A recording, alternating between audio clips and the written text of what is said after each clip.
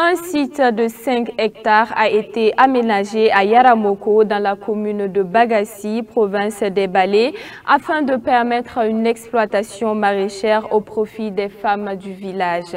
C'est une initiative de l'association Réseau Action pour la protection de l'environnement dans le but de générer des emplois pour les femmes. L'espace est équipé de grilles de protection, d'un château d'eau et d'une vingtaine de bassins d'irrigation. Le point avec Josiane Koulibaly. Un espace de 5 hectares aménagé à Yaramoko, dans la commune de Bagassi, province des Balais, région de la boucle du Mouhoun, pour une exploitation maraîchère au profit des femmes du village. Ce projet est porté par l'association Réseau Action pour la protection de l'environnement dans le but de créer des emplois pour les femmes, une action qui a été approuvée par les autorités communales. Le projet a également bénéficié du soutien du département de l'agriculture et de l'élevage de la commune de Bagassi, en appui technique et aussi en intrants, et ce pour des objectifs précis. À travers ce site est habilité à tout faire. Ce site est habilité à tout faire. Vous voyez que c'est situé dans un bas-fond. Voilà, dans un bas-fond aménagé. Ce qu'il faut souligner est que c'est un ancien bas-fond dégradé. Voilà que l'association a plaidé auprès des populations, eux-mêmes au ministère de l'eau, pour avoir l'autorisation pour pouvoir aménager. Sinon, comme c'est un périmètre maraîcher déjà reconnu par l'État, on ne peut pas venir se rentrer dedans comme ça. Mais ils ont entretenu des étapes de négociation foncière auprès du ministère de l'eau, ainsi de suite. Ils ont reçu l'autorisation, voilà pourquoi ils ont pu venir. Ils ont pu mettre en place, ils ont pu faire cette réalisation.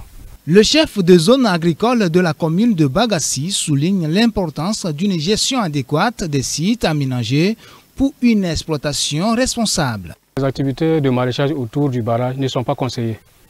Ne sont pas conseillées parce que ça contribuera, avec les emblavures, ça contribuera à ensabler le barrage. C'est-à-dire que quand il va pleuvoir, quand les producteurs, après la production, quand il va pleuvoir, du fait qu'ils ont remué le sol par les labours et autres là, quand l'eau va pleuvoir, les eaux de ruissellement vont drainer ces terres-là vers le barrage et contribuer à l'ensemblement.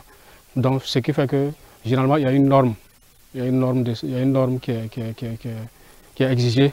Donc, il faut 100 mètres de part et d'autre du barrage, à partir même du niveau le plus haut des eaux. Voilà, c'est après maintenant les 100 mètres-là que les gens peuvent produire. Mais ici, je peux dire que c'est encourageant à Yaro ici parce que en amont du barrage, c'est-à-dire dans le barrage là, de part et d'autre, il n'y a pas de production maraîchère. Donc les productions sont en aval du barrage, en aval, c'est-à-dire après la digue.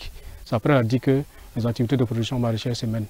L'association Réseau Action pour la protection de l'environnement RAP a installé des équipements tels que des grilles de protection, des panneaux solaires et un château d'eau alimenté par des bassins d'irrigation dans cet espace aménagé. Ces initiatives sont vraiment louables. C'est très appréciable. Donc, je les exhorte vraiment à contribuer dans cet avantage, de contribuer davantage dans cet appui des populations, parce que ça contribue également aux atteintes des objectifs du ministère de l'Agriculture, des objectifs du ministère de l'Agriculture à travers l'offensive agro-pastorale et halieutique, qui continue toujours dans cette lancée. Et si possible, même s'ils peuvent aller aussi ailleurs, appuyer d'autres localités de la commune.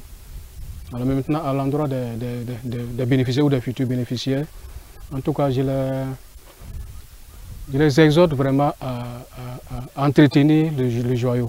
Il convient de souligner que le RAP a déjà réalisé plusieurs actions dans la commune, notamment en matière de reboisement et de lutte pour la restauration des sols. Il ne prévoit pas de s'arrêter là, d'autres actions sont en perspective.